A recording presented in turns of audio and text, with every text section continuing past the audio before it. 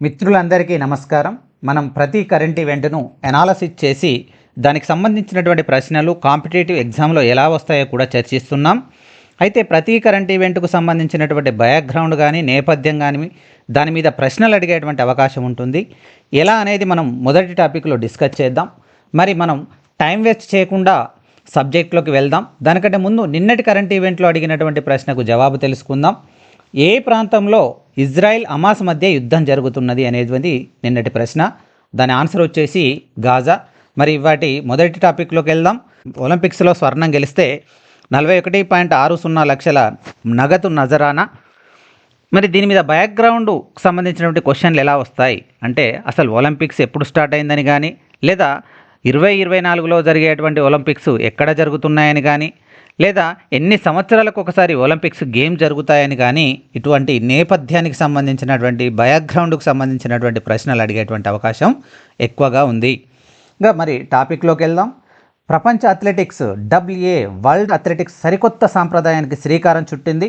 Olympics అథ్లెటిక్స్లో స్వర్ణ పతకాలు సాధించే క్రీడాకారులకు నగదు బహుమతులు ఇవ్వనున్నట్లు ప్రకటించింది. ప్యారిస్ ఒలింపిక్స్ అథ్లెటిక్స్లో 48 విభాగాల్లో ప్రైజ్ మనీ అందించనున్నట్లు వెల్లడించింది. 2028 సంవత్సరంలో లాస్ ఏంజల్స్ ఒలింపిక్స్ నుంచి స్వర్ణంతో పాటు రజత, కాంస్య పతక విజేతలకు నగదు బహుమతులు ఇస్తామని పేర్కొంది. ఒలింపిక్స్లో నగదు బహుమతి అందజేసే మొదటి అంతర్జాతీయ క్రీడా సమాఖ్యగా WA వరల్డ్ అథ్లెట్స్ నిలుస్తున్నది. అత్యున్నత క్రీడల్లో బంగారు పతకాలు సాధించే క్రీడాకారులకు ప్యారిస్ ఒలింపిక్స్ నుంచి ప్రైజ్ మనీ అందజేస్తాం. అంతర్జాతీయ Olympic committee IOC international Olympic committee ఆదాయంలో వాటా కింద ప్రతి 4 ఏళ్లకోసారి వరల్డ్ అథ్లెట్స్ $2.4 మిలియన్ సుమారు 20 కోట్లు అందుకుంటుంది. ఈ మొత్తాన్ని ప్యారిస్ ఒలింపిక్స్ అథ్లెటిక్స్లో 48 విభాగాల్లో స్వర్ణ పతకాలు గెలిచే క్రీడాకారులకు పంచుతాం. ఒక్కొక్కరికి $50,000 అంటే సుమారుగా 41.60 లక్షల ప్రైజ్ మనీగా ఇస్తామని వరల్డ్ అథ్లెట్స్ పేర్కొంది. ప్రపంచవ్యాప్తంగా జరిగేటువంటి రకరకాలైనటువంటి క్రీడలు ఉన్నప్పటికీ అన్నిటికంటే గొప్పగా పేరున్నటువంటి క్రీడా విభాగాలు ఏందయ్యా అంటే 4 సంవత్సరాలకు ఒకసారి జరిగేటువంటి ఒలింపిక్స్ క్రీడలు అనేది ఇక్కడ మనం గమనించాలి. కాబట్టి ఈ ఒలింపిక్స్ మీద ప్రతి కాంపిటేటివ్ ఎగ్జామ్లో 1 లేదా 2 బిట్స్ మనకు ఎగ్జామ్స్లో వస్తూ ఉంటాయి, ప్రతి కాంపిటీషన్ ఎగ్జామ్స్లో. కాబట్టి మిత్రులందరూ ఇటువంటి టాపిక్ను సూపర్లేటివ్ టాపిక్గా ఇక్కడ గమనించాలి. పోతే ఈ టాపిక్ను ఎనాలిసిస్ చేస్తూ ఎటువంటి ప్రశ్నలు వస్తాయనేటువంటిది ఒకసారి చూద్దాం. మొదటిగా 2024 సంవత్సరంలో ఒలింపిక్స్ ఎక్కడ జరగనున్నాయి అంటే ఆన్సర్ వచ్చేసి ఫ్రాన్స్ రాజధాని అయినటువంటి ప్యారిస్ సిటీలో జరుగుతాయి. జూలై నుండి ఆగస్టు వరకు జరుగుతాయి. మళ్ళీ 28లో ఎక్కడ ఒలింపిక్స్ జరగనున్నాయి అంటే ఆన్సర్ వచ్చేసి లాస్ ఏంజల్స్. ఎన్ని విభాగాల్లో వరల్డ్ అథ్లెట్ ఫెడరేషన్ ప్రైజ్ మనీని ప్రకటించింది అంటే జవాబు వచ్చేసి 48 విభాగాలు. స్వర్ణ పథకం గెలుచుకునే అథ్లెట్స్కి ఎంత మొత్తంలో ప్రైజ్ మనీ ఇవ్వనున్నది అంటే $50,000. అది ఇండియన్ కరెన్సీలో కనుక కన్వర్ట్ చేసినట్లయితే 41.6 లక్షలకు సమానం. ప్రతి సంవత్సరం IOC నుండి అంటే ఇంటర్నేషనల్ ఒలింపిక్స్ కమిటీ నుండి WAF వరల్డ్ అథ్లెట్ ఫెడరేషన్ ఎంత మొత్తంలో మనీని అందుకుంటున్నది అంటే జవాబు వచ్చి 20 కోట్లు. కెనడా సర్కారుకు షాక్ ఇచ్చినటువంటి కమిషన్. దేశ ఎన్నికల్లో భారత ప్రమేయం లేదని స్పష్టీకరణ. కెనడా దర్యాప్తు సంస్థలు ఆ దేశ అధ్యక్షుడు జస్టిన్ ట్రూడోకు షాక్ ఇచ్చాయి.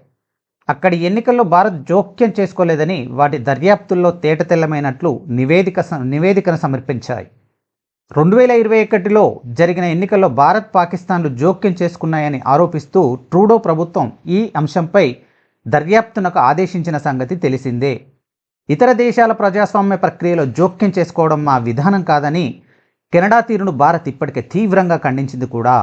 ఈ ఆరోపణలపై కమిషన్ ఓ నివేదికను సమర్పించింది. ఎన్నికల్లో భారత్ ప్రమేయం లేదని అందులో స్పష్టం చేసింది. 2019-21 ఎన్నికలను ప్రభావితం చేసేందుకు చైనా యత్నించిందని Canadian security intelligence service CSIS నివేదిక వెల్లడించడం గమనార్హం. మరి ఈ టాపిక్ను అనాలిసిస్ చేస్తే కెనడియన్ సెక్యూరిటీ ఇంటెలిజెన్స్ సర్వీసెస్ ఇచ్చినటువంటి నివేదిక ప్రకారం భారతదేశం యొక్క నైతికత, మొరాలిటీ ప్రపంచానికి తెలిసింది. ఇతర దేశాల ప్రజాస్వామ్య వ్యవస్థలో జోక్యం చేసుకునేటువంటి దుర్బుద్ధి భారత్కు లేదని కెనడా దర్యాప్తు సంస్థనే, ఇంటెలిజెన్స్ ఏజెన్సీనే తేట తెల్లం చేసింది. At the same time China Canada దేశంలో జరిగిన ఎన్నికలలో ప్రభావితం చేసిన విషయాన్ని కూడా ఇంటెలిజెన్స్ రిపోర్టు కుండబద్దలు కొట్టింది. అంటే దీన్ని బట్టి మన భారతదేశం యొక్క నీతి నిజాయితీ ఏంటి అనేటువంటిది ప్రపంచానికి ఒకసారి అర్థమైంది. సరే, ఈ టాపిక్ మీదగా అడిగేటువంటి క్వశ్చన్లు ఎలా ఉంటాయంటే, మొదటి క్వశ్చన్, భారత్ కెనడాకు సంబంధించిన ఏ అంతర్గత విషయంలో జోక్యం చేసుకుందని కెనడా దేశం ఆరోపించింది? అంటే జవాబు వచ్చేసి 2021 సంవత్సరంలో కెనడాలో జరిగినటువంటి ఎన్నికల విషయం. రెండో క్వశ్చన్ వచ్చేసి, కెనడా అధ్యక్షుని పేరేంటి? అంటే జవాబు వచ్చేసి ట్రూడో.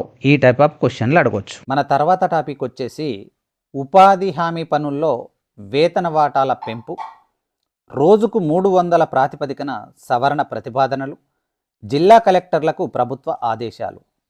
జాతీయ గ్రామీణ ఉపాధి హామీ పథకంలో కూలీల భత్యాన్ని 272 రూపాయల నుంచి 300 రూపాయలకు పెంచడంతో రాష్ట్ర ప్రభుత్వం ఈ పథకం కింద చేపట్టిన పనుల వ్యయాలను కూడా సవరించాలని నిర్ణయించింది.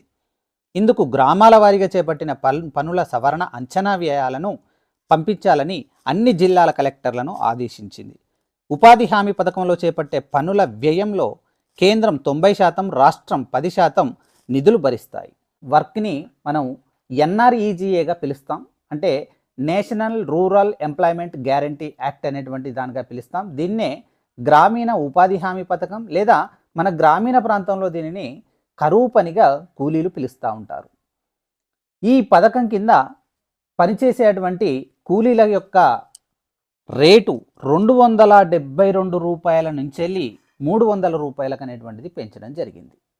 సరే, ఈ టాపిక్ మీద ఏ టైప్ ఆఫ్ క్వశ్చన్లు రావచ్చు అంటే, ఈ నరేగా ఫండ్స్లో కేంద్ర ప్రభుత్వం వాటా ఎంత, రాష్ట్ర ప్రభుత్వం వాటా ఎంత అనేటువంటి ప్రశ్న వచ్చే అవకాశం ఉంటుంది.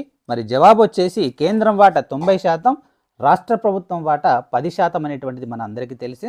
ఆ తర్వాత మన టాపిక్ వచ్చేసి 6, 9, 11 తరగతులకు జాతీయ క్రెడిట్ ఫ్రేమ్వర్క్. 6, 9, 11 తరగతులకు 2024-25 విద్యా సంవత్సరంలో జాతీయ క్రెడిట్ ఫ్రేమ్వర్క్ను సిబిఎస్ఈ ప్రయోగాత్మక విధానంలో ప్రారంభించనున్నది. జాతీయ విద్యా విధానం ఎన్ఈపిలో భాగంగా గతేడాది కేంద్ర ప్రభుత్వం జాతీయ క్రెడిట్ ఫ్రేమ్వర్క్ను ఆరంభించింది. మరి దీన్ని ఎనాలిసిస్ చేసినట్లయితే నేషనల్ క్రెడిట్ ఫ్రేమ్వర్క్ అంటే ఏంటి, అసలు ఎన్ఈపి న్యూ ఎడ్యుకేషన్ పాలసీ 2020 ప్రకారం విద్యార్థులకు పాఠశాల స్థాయి నుంచే మార్కుల స్థానంలో క్రెడిట్స్ ఇవ్వాలనేటువంటిది ఆలోచన చేస్తుంది ప్రభుత్వం. ఈ విధానం ఆల్రెడీ మనకు ప్రస్తుతం కొనసాగుతున్నది. ఎక్కడా కొనసాగుతుంది అంటే హయ్యర్ ఎడ్యుకేషన్లో కొనసాగుతున్నది. అంటే బీటెక్, ఎంబీబీఎస్ లాంటి ప్రొఫెషనల్ కోర్సులలో ప్రజెంట్ ఇంప్లిమెంట్ అవుతుంది మన దేశంలో. దీనివల్ల జాతీయ స్థాయిలో ఒకే విద్యా విధానాన్ని అమలుపరచాలని మన సెంట్రల్ గవర్నమెంట్ యొక్క ఇంటెన్షన్గా నాకు అనిపిస్తుంది. సరే, ఈ టాపిక్ మీద ఏ టైప్ ఆఫ్ క్వశ్చన్లు వస్తాయంటే, ఏ విద్యా విధానం ప్రకారం 6, 9, 11 క్లాసెస్కి మార్కులకు బదులు క్రెడిట్స్ ఇవ్వాలని సిబిఎస్ఈ భావిస్తుంది? సిబిఎస్ఈ అంటే ఇక్కడ central board of secondary education. మరి జవాబు వచ్చేసి ఎన్ఈపి 2020 న్యూ ఎడ్యుకేషన్ పాలసీ 2020వ సంవత్సరం. తర్వాత ఇంకో క్వశ్చన్ ఏ విధంగా అడగవచ్చు అంటే, ఏ అకాడమిక్ ఇయర్స్ నుంచి క్రెడిట్స్ పాలసీని ప్రవేశపెట్టాలని సిబిఎస్ఈ భావిస్తుంది? ఆన్సర్ వచ్చేసి 2024-25 అకాడమిక్. తర్వాత టాపిక్ వచ్చేసి హెపటైటిస్ కేసుల్లో 2వ స్థానంలో భారత్. హెపటైటిస్ బి, సి కేసుల విషయంలో భారత్ చైనా తర్వాత 2వ స్థానంలో ఉందని ప్రపంచ ఆరోగ్య సంస్థ WHO తాజా నివేదికలో పేర్కొంది. 2022లో భారత్లో ఈ రుగ్మత బాధితులు 3.5 కోట్ల మంది ఉన్నారని తెలిపింది. కాలేయంలో ఇన్ఫ్లమేషన్ తలెత్తడం వల్ల హెపటైటిస్ బి వస్తుంది. దీనివల్ల అనేక ఆరోగ్య సమస్యలు ఉత్పన్నమవుతాయి. అవి మరణానికి కూడా దారితీయవచ్చు. WHO నివేదిక ప్రకారం ప్రపంచవ్యాప్తంగా 2022లో 25.4 కోట్ల మంది హెపటైటిస్ బి, 5 కోట్ల మంది హెపటైటిస్ సి బాధితులు ఉన్నారు. చైనాలో ఈ 2 రకాలు కలిసి 8.3 కోట్ల కేసులు వెలుగు చూశాయి. ప్రపంచవ్యాప్తంగా నమోదైన హెపటైటిస్ కేసుల్లో ఇవి 27.5%. భారత్లో 2.98 కోట్ల హెపటైటిస్ బి కేసులు, 55 లక్షల హెపటైటిస్ సి ఇన్ఫెక్షన్లు నమోదయ్యాయి. ప్రపంచవ్యాప్తంగా వెలుగు చూసిన కేసుల్లో ఇవి 11.6%. సో ఇది హెపటైటిస్కి సంబంధించినటువంటి రీసెంట్ అప్డేట్ మనకు WHO ఇవ్వడం జరిగింది. దీని మీద ఏ టైప్ ఆఫ్ క్వశ్చన్లు వస్తాయనేటువంటిది ఒకసారి ఎనాలిసిస్ చేద్దాం. మొదటిగా WHO 2022 ప్రకారం హెపటైటిస్ బి సికి వ్యాధికి సంబంధించి ప్రపంచంలో భారత్ యొక్క స్థానం ఎంత అంటే 2వ స్థానం. జవాబు వచ్చేసి 2వ స్థానం. హెపటైటిస్ బి సి వ్యాధిలో ప్రపంచంలో ముందున్నటువంటి దేశం ఏది అంటే జవాబు వచ్చేసి చైనా. హెపటైటిస్ వ్యాధికి కారణం ఏంటి? దీని యొక్క ప్రధాన కారణం ఏంటంటే కాలేయంలో ఇన్ఫ్లమేషన్ అనేటువంటిది తలెత్తడం.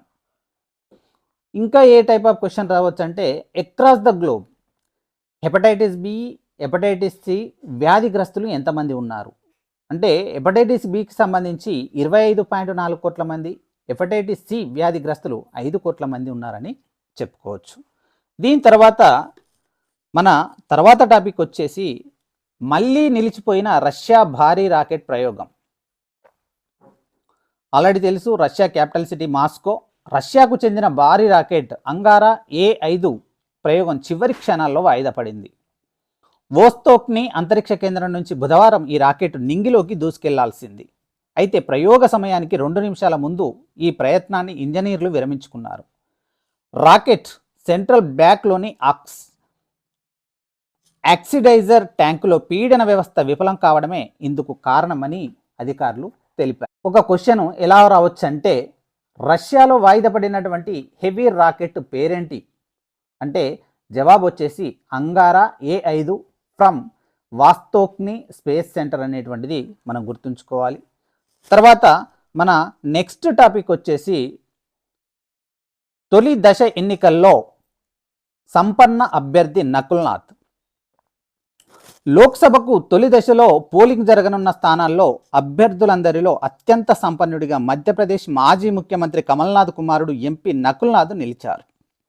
ఆయన ఆస్తుల విలువ 717 కోట్లు. ఈ విషయాన్ని ప్రజాస్వామ్య సంస్కరణల సంఘం ADR ప్రకటించింది. తమిళనాడులోని ఈరోడు నుంచి పోటీ చేస్తున్న అన్నాడీఎంకే అభ్యర్థి అశోక్ కుమార్ 662 కోట్ల రూపాయల ఆస్తులతో ద్వితీయ స్థానంలో నిలిచారు. శివగంగ భాజపా అభ్యర్థి దేవనాథన్ యాదవ్ 304 కోట్ల రూపాయల ఆస్తులతో తృతీయ స్థానంలో ఉన్నారు. దీని యొక్క ఎనాలిసిస్ పరిశీలించినట్లయితే ఇప్పుడు జరిగేటువంటి లోక్సభ ఎన్నికలు 18వ లోక్సభ ఎన్నికలు. దీనికి సంబంధించినటువంటి షెడ్యూల్ మనకు మార్చి 20వ తారీఖు రిలీజ్ కావడం జరిగింది. ప్రతి ఒక్కరం ఎలక్షన్ కోడ్ ఆఫ్ కాండక్ట్ అనేటువంటిది ఖచ్చితంగా ఫాలో కావాలి. ఏప్రిల్ 19 నుంచి జూన్ 1 మధ్య 7 దశలలో ఎన్నికలు జరుగుతాయన్నది మనందరికీ విదితమే. ఫస్ట్ ఫేజ్ ఎలక్షన్స్ అనేటువంటివి ఏప్రిల్ 19న జరగనున్నాయి. ఈ మొదటి దశ ఎన్నికలలో పోటీ చేస్తున్నటువంటి అభ్యర్థులందరిలో ఎవరు సంపన్నులు అనేటువంటిది మన టాపిక్ మనకు తెలియజెప్పడం జరిగింది. మరి ఈ టాపిక్ మీద ఒక క్వశ్చన్ ఎలా ఉంటుందో అనేటువంటిది తెలుసుకుందాం. ఎన్ని లోక్సభ నియోజకవర్గాల్లో మొదటి దశ ఎన్నికలు ఏప్రిల్ 19న జరగనున్నాయి? మళ్ళొకసారి క్వశ్చన్ రిపీట్.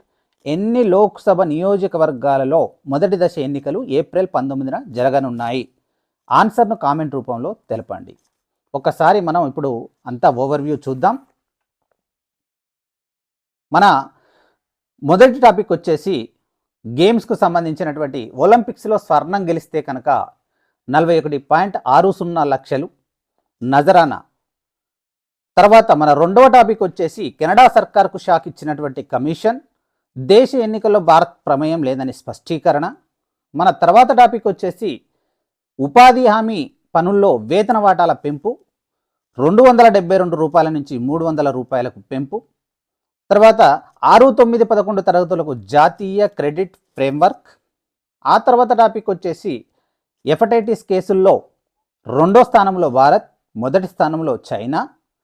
మళ్ళీ నిలిచిపోయిన రష్యా భారీ రాకెట్ ప్రయోగం. మన యొక్క చివరి టాపిక్ తొలి దశ ఎన్నికల్లో సంపన్న అభ్యర్థిగా నకుల్నాథ్. ఇవి ఈరోజు టాపిక్స్. ధన్యవాదములు.